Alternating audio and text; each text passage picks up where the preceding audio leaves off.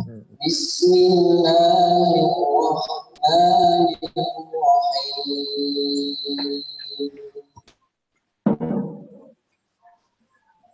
والأنعام خلقها لكم فيها دفء ومنافع ومنها تأكلون.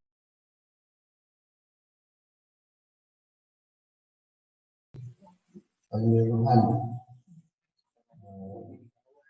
dari Fakultas Keperawatan untuk kita. Kami mewakili masyarakat, keluarga, masing-masing desa Kebaran, Kecamatan Pacak, mengucapkan selamat datang di dusun kami, para mahasiswa dan para dosen dari Unila dengan bersusah payah melaksanakan acara ini. Tentu kami hanya bisa berdoa, mendoakan atas kebaikan-kebaikan atau jasa-jasa daripada para mahasiswa dan para dosen di kampung kami ini.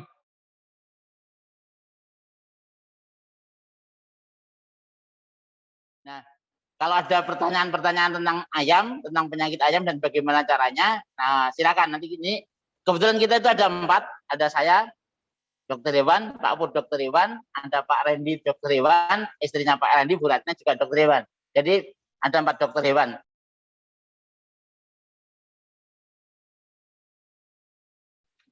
Yang terhormat Bapak Budi tadi mewakili seluruh peserta yang ada pada malam hari ini. Yang kita penting sekarang, saya akan kenalkan penyakit dulu Pak, karena minggu ini itu hampir semua peternak menghadapi penyakit namanya flu burung Pak. Ya. Yang peternak broiler matinya hampir 50%. Ya. Entok sudah duluan. Ayam kampung gimana Pak? Ayam kampung banyak mati. Sinten yang punya ayam kampung di sini? Yang terakhir. Yang punya. Nah, separuh yang punya. Yang belum punya harusnya nanti punya Pak. Karena duit paling gampang kita dapat itu dari ayam kampung Pak. Ya. Ayam kampung dibawa ke pasar, nggak usah bingung-bingung, nanti langsung ditawar rebutan Pak. Sekarang per kilo 40.000 ayam kampung, karena banyak masalah. Semakin banyak penyakit, semakin banyak masalah, semakin harga ayam semakin bagus. Apalagi mendekati puasa, puasa pertama mendekati puasa, seminggu puasa, orang kalau nggak nyembelih ayam, nggak semangat puasanya Pak. Kemudian menjelang Kurban, menjelang Idul Fitri. Nah, pemasaran gampang sekali Pak. Kalau ayam ini pemasarannya gampang, peliharanya yang susah. Pak, ini namanya penyakit flu burung. Karena dulu asalnya dari burung nular ke ayam, gitu ya. Terus Mas, penyebabnya virus Pak. Ya, virus ngahu halus, persis seperti corona sekarang ini. Ya, menularnya lewat udara.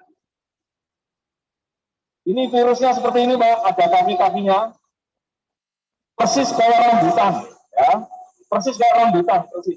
Nah, ini persis seperti corona virus Pak. Sebetulnya itu belum bisa orang manusia Pak. Kalau kondisi kita lagi kena flu juga sama. Kalau kondisi saya, itu ada corona itu kondisi kita sehat, kondisi kita sakit tetap bisa keluar. Bagaimana yang kita lakukan? Ya kalau melihara unggas agak jauh dari rumah. Kemudian yang penting itu divaksin Pak.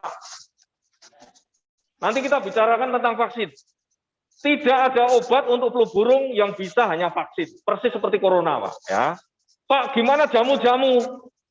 Jamu-jamu hanya bisa menguatkan tubuh kita sama dengan corona ya. Ayam dikasih kunyit, dikasih sambiloto, dikasih apa lagi itu? Diperesin jahe dan lain sebagainya, itu hanya untuk kekuatan tubuh ya, tapi tidak bisa melawan. Ada satu lagi penyakit namanya ND Pak, tetelo, tapi di sini sudah agak jarang Pak. Jadi ayamnya muter-muter kepalanya. Nah.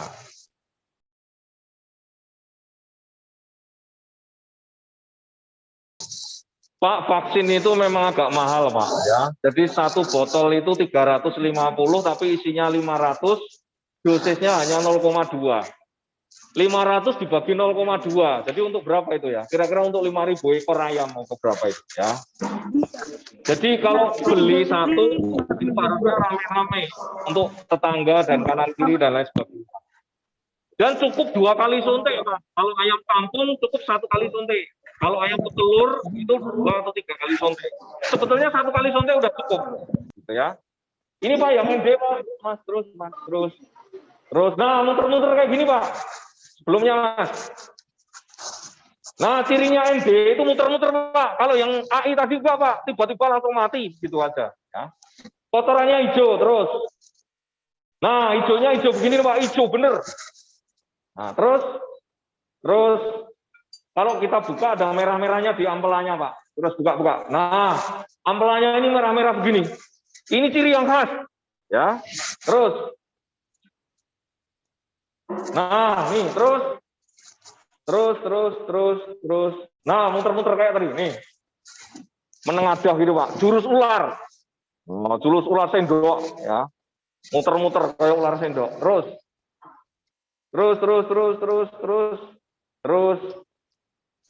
Bisanya juga cuma divaksin, Pak. Ya, kalau nggak divaksin nggak bisa. Nah, ini Pak, caranya nyontek, Pak. Sekarang daging ayam yang paling gerot, paling besar, daging mana? Sebelah mana, Pak? Dada, tapi rasanya enak kalau saya. Biasanya enak di paha ya. Jangan nyontek ayam di paha, Pak. Nanti pincang, ya. Kena saraf, pincang, Pak. Ya. Paling gampang itu di dada sini. Tapi harus miring, Pak. 45 kalau tegak lurus kena jantung langsung mati Pak. Gitu ya. Nyontek kena jantung langsung mati ya. Ayam bangkok lagi ya. Jadi caranya gitu miring.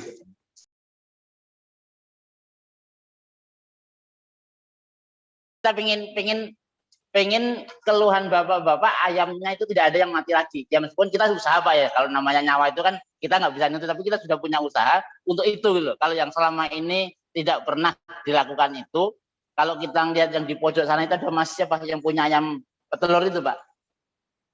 Nah itu kan rasanya dia tidak pernah ngeluh ayamnya mati kan. Beda dengan bapak-bapak ya, waduh ayamnya udah manggang mati dan sebagainya itu kan. Karena Pak, karena yang punya beliau itu sudah rutin divaksin dari kecil. Sedangkan punya bapak-bapak nggak pernah divaksin. Padahal virus itu obatnya hanya vaksin. Hanya bisa dicegah. Kalau sudah kena nggak bisa diobati. Jadi vaksin tadi yang kecil Pak, itu biasanya vaksin itu kan ada 2 tadi dijelaskan Pak Pur. Yang kecil itu biasanya ada bubuknya, setelah itu diencerkan. Setelah diencerkan ini dia 2 jam harus dibuang, nggak bisa dipakai lagi. Murah tapi kerugiannya itu. Tapi kalau yang botol yang gede tadi, itu setelah dipakai bisa disimpan, bisa dipakai lagi.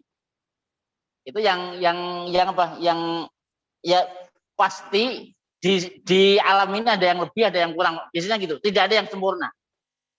Ada kurangnya, ada lebihnya, ada kurangnya, ada lebihnya. Pasti akan seperti itu terus. Ya. Nah, jadi untuk yang vaksin tadi, jadi gini, vaksin itu kalau yang tetes mata, tetes mulut, itu biasanya diberikan pada ayam yang masih kecil. Jadi ayam Bapak baru netes, Bapak punya 15 yang netes. Kalau beli untuk dosis yang ada yang 100 ada, yang 500 ada, yang 1000 ada. Kalau beli untuk dosis 100, kalau 15 ini kan rasanya mahal Pak. Nah, tapi Bapak yang sebelah sana punya juga 10. Bapak yang sana punya 15. Berarti ada misalnya ada 50 kalau dikumpulkan satu kampung ini. Kalau biasanya kalau kita bicara kelompok, kalau ini kan satu ini ada 50 ekor. Kita beli yang dosis 30, dosis 100. Tadi kan ada yang kader tadi. Nah, kader tadi nanti ini vaksinnya dioplos. Begitu dioplos karena 2 jam harus selesai. Satu kader ke sana, satu kader ke sana, satu kader ke sini. Tentang rundingan bayarnya dan sebagainya, monggo nanti diatur sendiri. Bapak tidak harus beli dosis 100 cuma untuk 15. Bapak yang sana tidak harus beli yang 100 untuk 15. Bapak yang satunya juga seperti itu. Tapi dikelola bareng-bareng. Nah, itu akan bisa seperti itu kalau ada yang ngelola. Kalau ada yang ngader. Kalau tidak, ya ruginya tadi seperti itu. Sehingga Nah, yang ini Pak. Yang ini biasanya bentuknya bubuk. Kalau sudah diencerkan 2 jam harus dibuang, nggak bisa dipakai lagi. Sudah tidak berkhasiat. Tapi kalau yang ini habis dipakai, nanti bisa dipakai lagi. Kelebihannya itu, ini harganya lebih murah, ini harganya mahal. Nah, untuk lebih detailnya lagi nanti kerugiannya dan gimana cara-caranya, mungkin dengan kader nanti. Mungkin bisa minggu ini, tidak harus malam ya kalau kader, mungkin bisa siang. Nanti kita bicara dengan kader yang tadi itu sehingga akan lebih matang lagi ininya. Nah, ini seperti itu. Ya, biasanya tadi dibilang Pak Pur, ini setelah tadi habis netes, kalau kira-kira ya, kalau kira-kira gini Pak. Yang punya Pak A netesnya hari ini, punya Pak B diperkirakan besok, punya bisa ditunggu sehingga agak banyak sehingga biayanya tidak mahal. Setelah ditetes mata biasanya nanti 1 bulan atau sekitar 2 atau 3 minggu diulang lagi yang ini. Boleh diulang pakai ini, boleh diulang pakai ini lagi. Tapi kalau yang belum pernah divaksin, kalau yang udah gede, bisa juga langsung divaksin pakai ini. Yang tadi disampaikan Pak Pur. Nah, kalau yang pelihara broiler, itu mereka sudah dari kecil, Pak. Bahkan sekarang sudah dari pabriknya sudah langsung divaksin, di peternak sudah nggak butuhkan vaksin lagi. Ini seperti itu. Sehingga ya itu tadi mau pilih yang mana, itu tergantung nanti situasi dan kondisinya.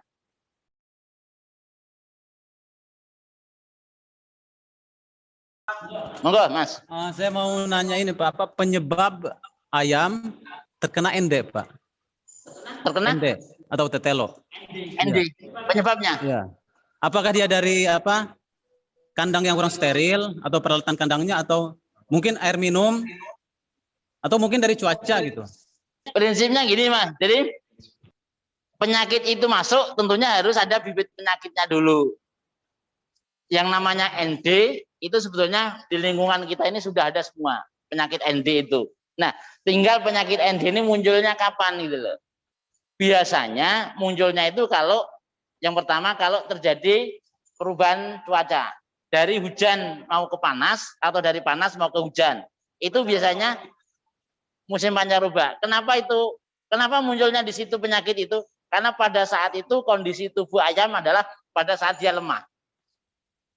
Sama aja kan kita kan Pak. Kalau musim karuan musim dingin ya kita menyiapin. Tapi kalau pas peralihan itu kan biasanya suasana tubuh kita juga biasanya akan menurun.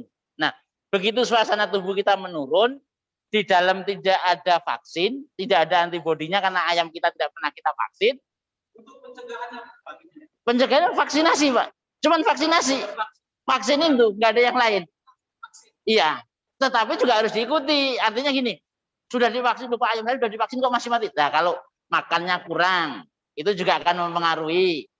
Lingkungannya kotor juga akan mempengaruhi karena vaksin itu hanya untuk ND. Kalau lingkungan kotor nanti bisa bakteri yang masuk. Sama aja Pak, kita sudah misalnya nanti ya. Kalau broiler itu dari hatchery-nya sudah divaksin. Ada yang sudah divaksin.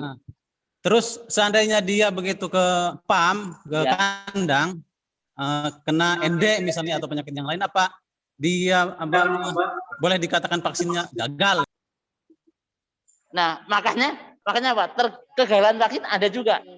Itu yang satu, kalau hewannya kondisinya beda-beda. Yang kedua, tadi yang vaksin sudah kita encerkan, karena udah lebih dari 2 jam tidak boleh dipakai, wah sayanglah ini, kita pakailah. 2 jam mestinya dibuang, disimpan, dipakai nanti. Makanya begitu 2 jam harus dimusnahkan. Itu juga nggak boleh habis 2 jam terus dibuang gitu. Itu sama aja kita nyebar penyakit, itu harus dimusnahkan itu.